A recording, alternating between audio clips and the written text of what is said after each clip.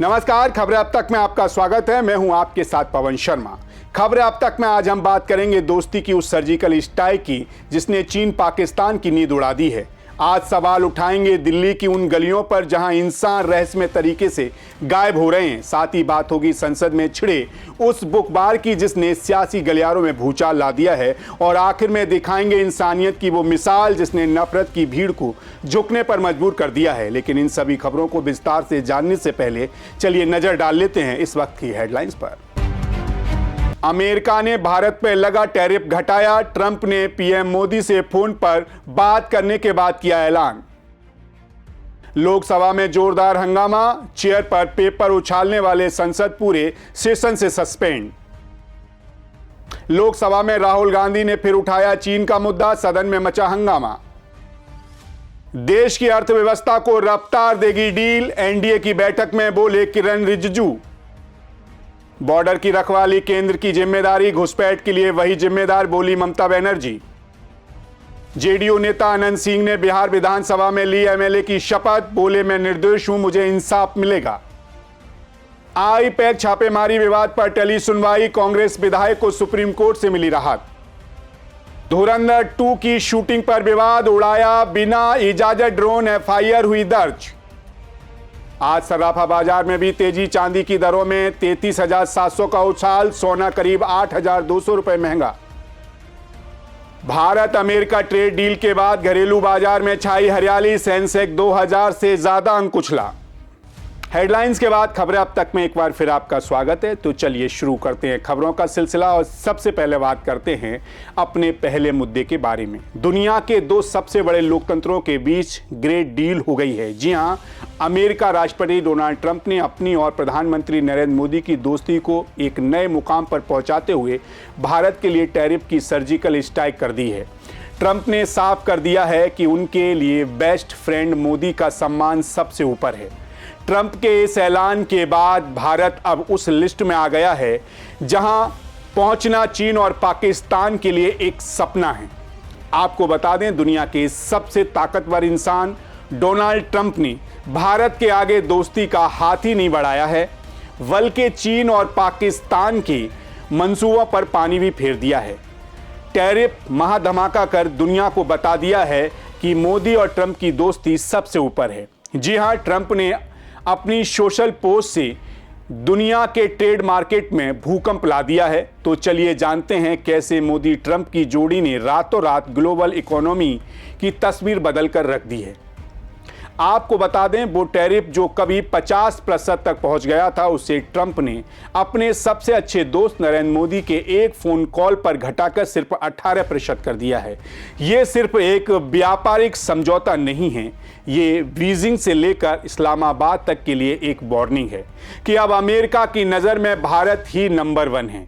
दरअसल ट्रंप ने अपनी सोशल मीडिया पोस्ट में प्रधानमंत्री को अपना दोस्त बताते हुए कहा कि पीएम मोदी से मित्रता और सम्मान के चलते उनके अनुरोध पर तत्काल प्रभाव से हमने इंडिया यूएस के बीच एक ट्रेड डील पर सहमति जता दी है। इस डील के तहत भारत पर यूएस टैरिफ 25% नहीं बल्कि अब सिर्फ 18% कर दिया जाएगा, जबकि भारत भी अमेरिकी वस्तुओं पर अपने टैरिफ 0 करने की दिशा में आगे बढ़ेगा।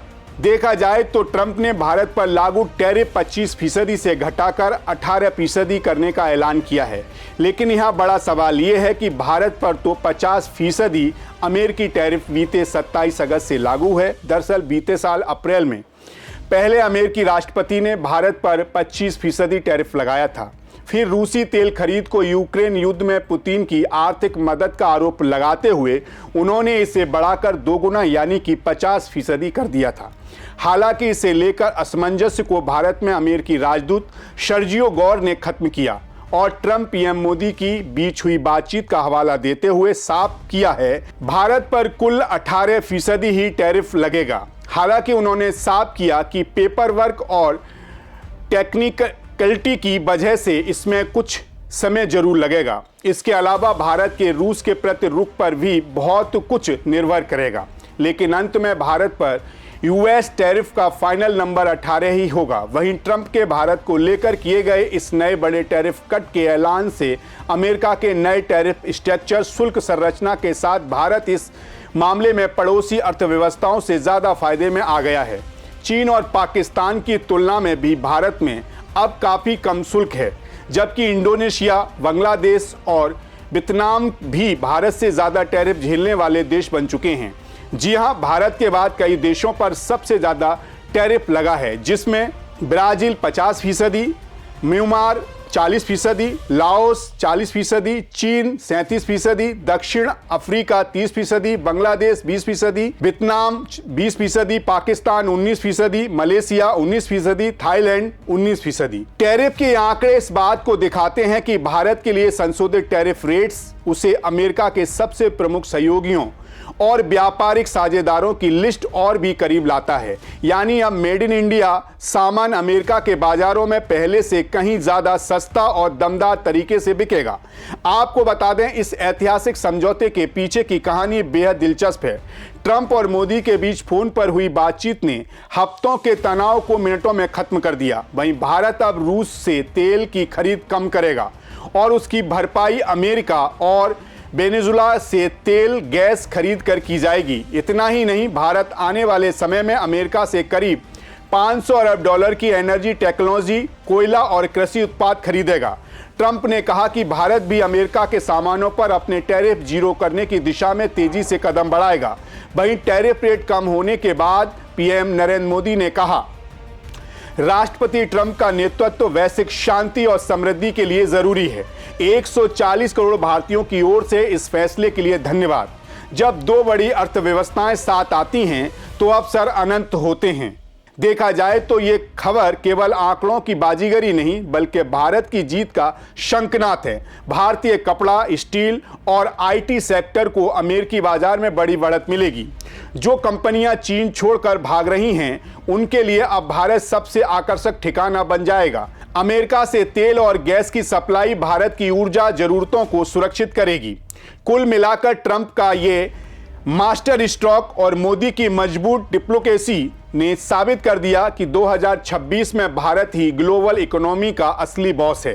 खैर, इसी के साथ खबरें अब तक में बढ़ेंगे अगले मुद्दे की तरफ। दिल्ली, जिसे हम देश की शान कहते हैं, जिसे हम सुरक्षित होने का दावा करते हैं, वही दिल्ली आज एक सोशल इमरजेंसी के दौर से गुजर रही है। क्या आप कल्पना कर सकते हैं कि जिस शहर में कदम कदम पर पुलिस और सीसीटीवी का पहरा है, वहां इंसान हवा में विलीन हो रहे हैं। जी हां, आंकड़े इतने खौफनाक हैं कि आपकी रूह कांप जाएगी।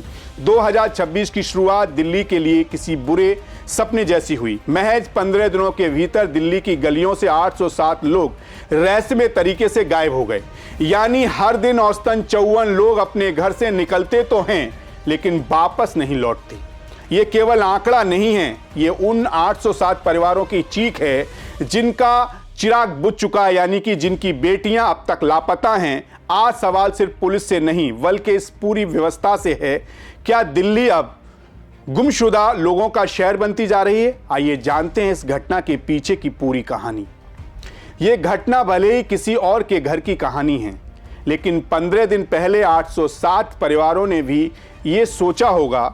अब ठंडे दिमाग से सोचिए कि क्या आप जानते हैं कि आपका बच्चा इंटरनेट पर किससे बात कर रहा है? आपके मोहल्ले के सीसीटीवी सच में काम कर रहे हैं या सिर्फ शोपीस है?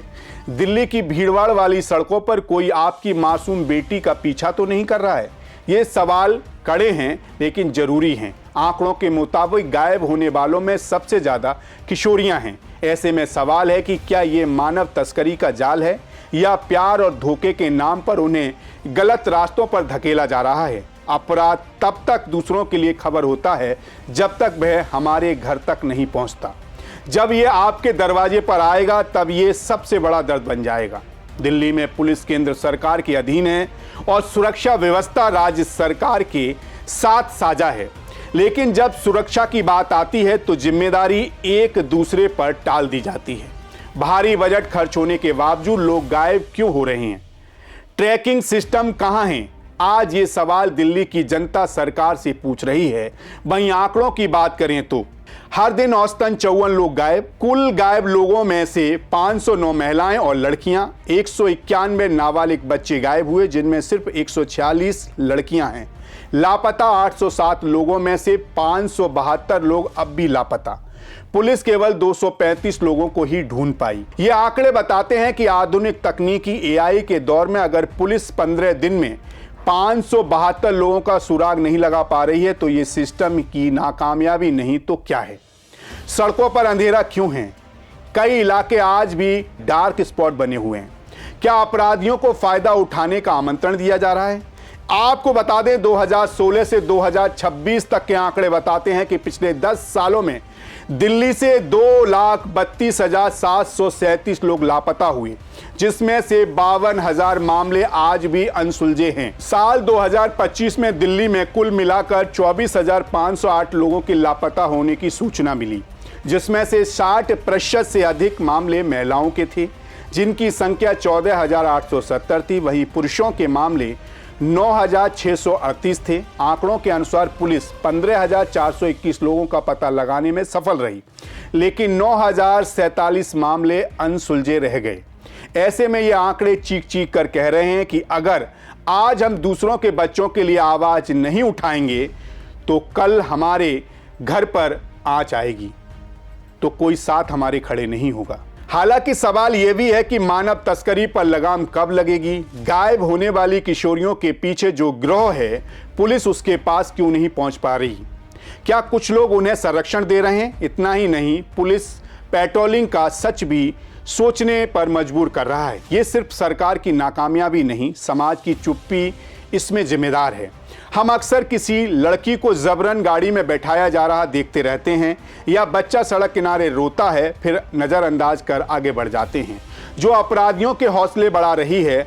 आज अगर हम दूसरों के बच्चों के लिए आवाज़ नहीं उठाएंगे तो कल जब खतरा हमारे घर आ जाएगा तब कोई हमारा साथ नहीं देगा।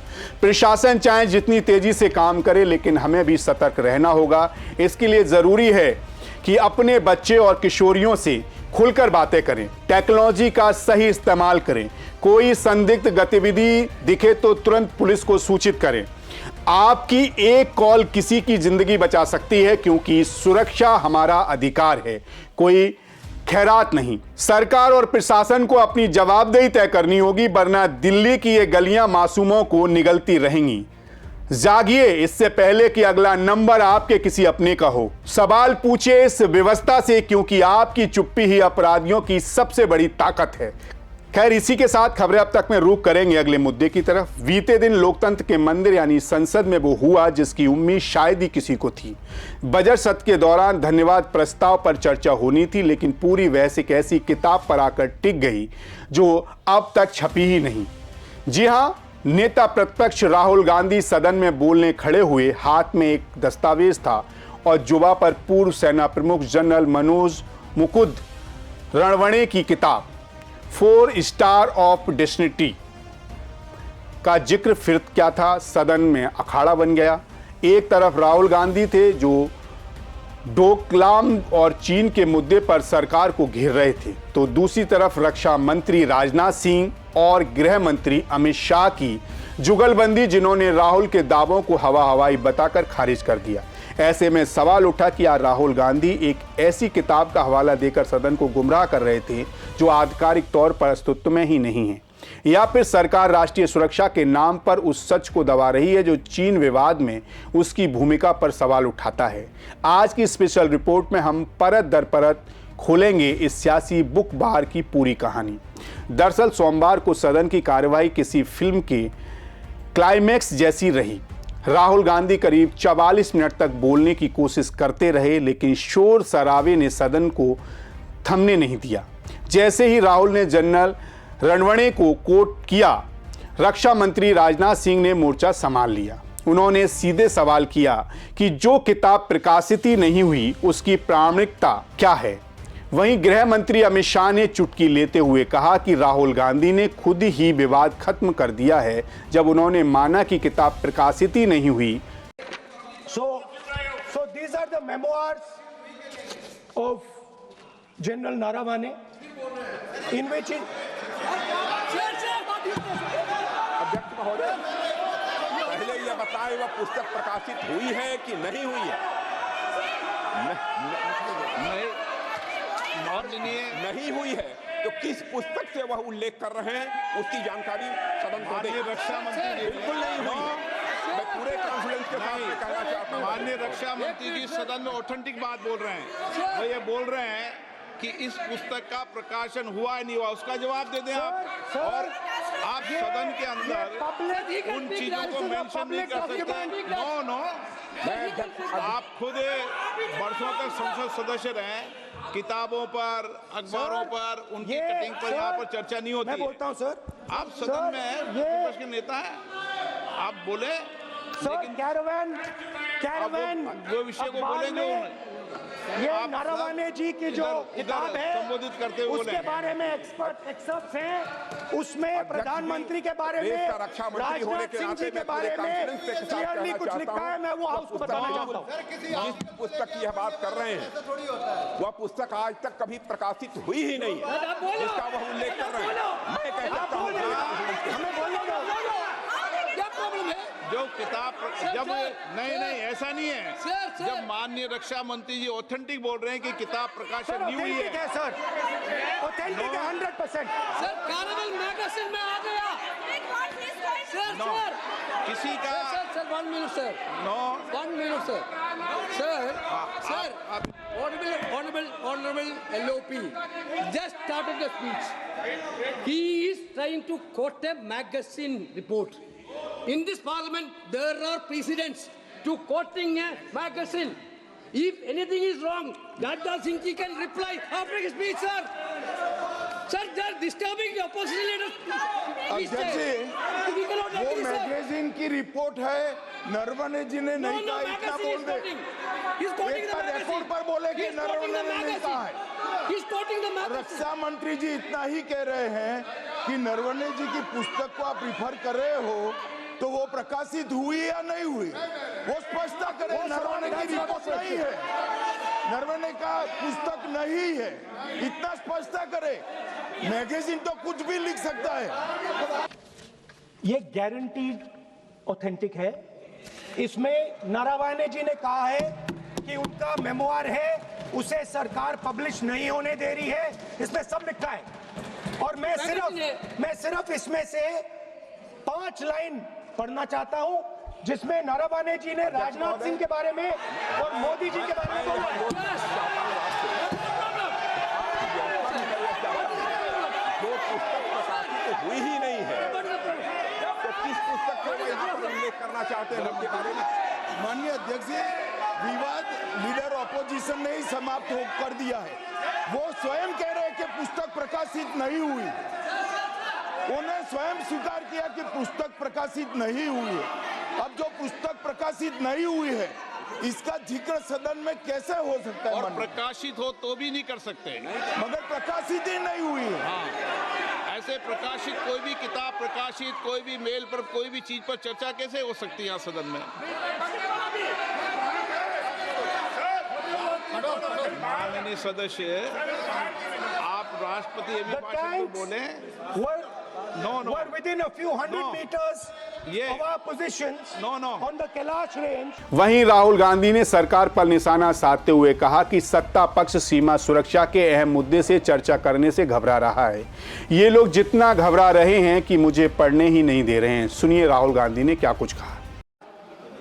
ये कहते हैं कि आतंकवाद से लड़ते हैं, ये कहते हैं कि ये टेररिज्म से लड़ते हैं, और ये एक कोर्ट से डरते हैं। मतलब इसमें क्या चीज है जिससे ये इतना घबरा रहे हैं कि मैं ये नहीं बोल पा रहा हूँ? सदन के अंदर इसमें क्या चीज है? ये झूठ है कि बोलने का परमिशन नहीं, ये झूठ है। इसमें क्या लिखा है जिससे ये इतना घबरा रहे हैं कि मुझे ये पढ़े नहीं, आप पढ़ने नहीं दे रहे? सदस्य कोई घबरा नहीं रहे। आप इतना ही नहीं, संसद में राहुल गांधी का अखिलेश यादव ने पूरा साथ दिया। सपा प्रमुख अखिलेश यादव ने चीन के मुद्दे को संवेदनशील बताया और कहा कि अगर देश हित में कोई सुझाव है तो विपक्ष के नेता को उसे पढ़ने देना चाहिए। उन्होंने लोहिया और मुलायम सिंह यादव का जिक्र कर चीन से सावधान रहने की चेतावनी दी थी। सुनिए। आप क्या बोल रहे हैं? नहीं, अध्यक्ष महोदय, चीन का सवाल बहुत सेंसिटिव है। अध्यक्ष महोदय, चीन का सवाल बहुत सेंसिटिव है। अगर कोई सुझाव ऐसा है देश के हित में, तो मैं समझता हूं लीडर ऑपोजिशन को पढ़ देना चाहिए। माननीय सदस्य, इतना ही नहीं रहेगा, बहुत सेंसिटिव है। मुझे याद है डॉक्टर राम मनोहर लोहिया, जॉर्ज फर्नांडिस, नेताजी हमेशा ये बात अध्यक्ष जी जिताते रहे कि हमें हमेशा चीन से सावधान रहना है। ओके माननीय सर, प्लीज। और चीन से सावधान, अगर चीन से सावधान नहीं रहेंगे, हमने जमीनें कुछ पहले। ओके माननीय सर। इनको कैसे पता क्या बोल रहे हैं? आपको बता दें, जनरल MM नरवणे की किताब कोई साधारण नहीं। इसमें 2020 के लद्दाख संकट और गलवान की उस रात का जिक्र है जिसने भारत चीन संबंधों को बदल दिया था। हालांकि इस किताब पर इसलिए रोक लगा दी गई है क्योंकि आर्मी के नियम 1954 के सेक्शन 21 के तहत कोई भी सैन्य आधिकारिक बिना सरकार के इजाज़त के रणनीतिक या ऑपरेशनल जानकारी साझा नहीं कर सकता। हालांकि दिसंबर 2023 में इस किताब के कुछ अंश लीक हुए थे जिसमें संकेत दिया गया था कि चीन के साथ टकराव के दौरान स्थिति वैसी नहीं थी जैसी बताई गई थी। बस यही से सरकार ने समीक्षा के नाम पर इसे लांबित कर दिया, यानी बंद कर दिया। ये लड़ाई सिर्फ नियमों की नहीं बल्कि नैरेटिव की है। राहुल साबित करना चाहते हैं कि प्रधानमंत्री मोदी गलवान संघर्ष के दौरान निर्णय लेने में हिचकिचा रहे थे। वे इसे उलझाने का जवाब देना चाहते थे तो बीजेपी 1962 की हार के लिए नेहरू पर लगाती है आरोप। वहीं अमित मालवीय ने रणवणे की पुराने वीडियो शेयर किए जिसमें जनरल कह रहे हैं कि भारत ने 1 इंच जमीन नहीं खोई। भारतीय जनता पार्टी का आरोप है कि राहुल अधूरा और भ्रामक हवाला देकर सेना का अपमान कर रहे हैं। आप भी देखिए video. Firstly, we have not lost out in any territory. We are where we were before this whole thing started. But as a result of this agreement, it has been reached on the principle of mutual and equal security. So I think that should be the way we look at this whole disengagement process, that it serves the interests of both countries to have a very stable LAC and with less chances of any confrontation taking place. That should be the larger viewpoint that we take. And not an inch has been lost. Not an inch has been lost, that's right. Approaching this whole issue in a step-by-step manner. So the initial step was of course the disengagement which I've just talked about. So future rounds of talks will continue and I'm sure that through these talks we will be able to narrow down our differences and arrive at a acceptable solution, once again based on mutual and equal security and which is acceptable to both sides, and only when it is acceptable to both sides will it actually succeed. वहीं लोकसभा में speaker ने सदन के नियमों का हवाला देते हुए राहुल गांधी को किताब का जिक्र करने से रोक दिया। इस घटना के चलते कुछ देर के लिए सदन का माहौल तनावपूर्ण हो गया और सत्ता पक्ष विपक्ष के बीच तीखी नोक-झोंक देखने को मिली। इसके बाद बहस और ज्यादा आक्रामक होने लगी तो स्पीकर ओम बिरला ने सदन की कार्रवाई को 4 बजे तक के लिए स्थगित कर दिया। कार्रवाई फिर शुरू होते ही एक बार फिर राहुल ने वही मुद्दा उठाया तो फिर से सदन में हंगामा होने लगा, जिसके बाद लोकसभा की कार्रवाई को मंगलवार सुबह तक के लिए स्थगित कर दिया गया। वहीं इस किताब के सामने आने के बाद सवाल उठ रहे हैं कि क्या जनरल की ये किताब कभी देश के सामने आएगी? क्या एक पूर्व सेना प्रमुख के अनुभवों को समीक्षा के नाम पर अनंत काल तक की रोका जा सकता है? राहुल गांधी की आक्रामकता और सरकार की घेराबंदी ने साफ कर दिया है कि चीन का मुद्दा आने वाले दिनों में और भी गरमाने वाला है। संसद में नियमों की जीत होगी या तथ्यों की, ये तो वक्त ही बताएगा, लेकिन एक बात तय है कि जब तक इस किताब के पन्ने नहीं खुलते तब तक ये सियासी घमासान थमता नजर नहीं आएगा। खैर, इसी के साथ जाते जाते आपको आज के अहम मुद्दे से रूबरू कराते हैं। क्या एक नाम किसी जलते हुए शहर को खाक होने से बचा सकता है? क्या एक हिंदू युवक खुद को मुसलमान बताकर नफरत की भीड़ का रास्ता रोक सकता है? जी हां, उत्तराखंड के कोटद्वार में कुछ ऐसा ही हुआ जिसने पूरी दुनिया का ध्यान अपनी ओर खींच लिया। कोटद्वार, जो अपनी शांति और सौहार्द के लिए जाना जाता है, वहां अचानक फिजाओं में जहर घुलने लगा। भीड़ बेकाबू थी, नारे गूंज रहे थे और निशाने पर थे 70 साल का एक बुजुर्ग। माहौल ऐसा कि बस एक चिंगारी और पूरा शहर सुलग उठता। लेकिन तभी भीड़ के सामने एक युवक खड़ा हुआ और उसने वो कहा जिसने सबको हक्का वक्का कर दिया। युवक ने कहा, मेरा नाम मोहम्मद दीपक है, बताओ क्या करना है। जी हां, एक हिंदू युवक दीपक कुमार ने अपनी जान जोखिम में डालकर इंसानियत का फर्ज निभाया। लेकिन आज वही दीपक सिस्टम की मार झेल रहा है। दरअसल घटना की शुरुआत उस वक्त हुई जब देहरादून से आए करीब 150 से 200 लोगों के एक उग्र समूह ने कोटद्वार के एक बाजार को घेर लिया। गाली गलौज, अपशब्द और गालियों के शोर के बीच माहौल बेहद तनावपूर्ण था। दीपक कुमार उस वक्त अपने कुछ साथियों के साथ वहीं मौजूद थे। वहीं उस उग्र भीड़ के निशाने पर थे 70 वर्षीय वकील अहमद, जो दशकों से Baba school dress and matching centre नाम से अपनी दुकान चला रहे हैं।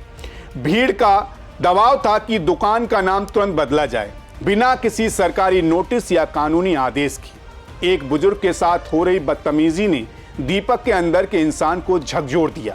फिर क्या था, भीड़ और दीपक के बीच बहस तेज हुई। जब संख्या बल के घमंड में चूर लोगों ने दीपक का नाम पूछा तो उन्होंने तपाक से जवाब दिया, मोहम्मद दीपक। ये सुनते ही वहां मौजूद हमलावर कुछ सेकंड के लिए ठिठक गए। पहचान का ये घालमेल उनके उस नैरेटिव पर चोट था जो केवल एक विशेष समुदाय को निशाना बनाया जा रहा था। आपको बता दें, दीपक कुमार कोई धर्म परिवर्तन नहीं कर रहे थे, बल्कि वह भीड़ को यह एहसास कराना चाहते थे कि अगर वो एक कौम को निशाना बना रहे हैं तो उन्हें केवल दीपक से गुजरना होगा। दीपक का कहना है कि उन्हें अपने हिंदू होने पर गर्व है, लेकिन उससे पहले वह एक हिंदुस्तानी हैं। अगर हम एक दूसरे के दुश्मन बन जाएंगे तो देश का वजूद ही खतरे में पड़ जाएगा। हालांकि इंसानियत दिखाने की कीमत अब दीपक को चुकानी पड़ रही है। इस घटना के बाद उन पर एफआईआर दर्ज कर ली गई। दीपक का जिम, जिसका हर महीने का किराया 50,000 रुपये है, वो कई दिनों से बंद पड़ा है। घर में बूढ़ी माँ जो चाय की दुकान चलाती हैं, पत्नी और 5 साल का मासूम बेटी है। हालांकि कुछ लोग उन्हें राजनीतिक दलों का मोहरा बता रहे हैं तो कुछ उन्हें धर्म विरोधी, लेकिन दीपक का साफ कहना है कि वह उनका किसी संगठन से कोई लेना देना नहीं है। उन्होंने जो किया वह केवल एक बुजुर्ग की गरिमा बचाने के लिए किया गया था। देखा जाए तो कोटद्वार की ये कहानी हमें सोचने पर मजबूर करती है। क्या किसी बुजुर्ग की मदद करना गुनाह है? क्या नफरत को रोकने के लिए अपनी पहचान को ढाल बनाना अपराध है? पुलिस जांच कर रही है, लेकिन सवाल यह है कि क्या उन 200 लोगों पर भी कार्रवाई होगी जिन्होंने शहर की शांति भंग की है? दीपक कुमार ने उस दिन शहर को जलने से तो बचा लिया, लेकिन आज उनका अपना घर संकट में है।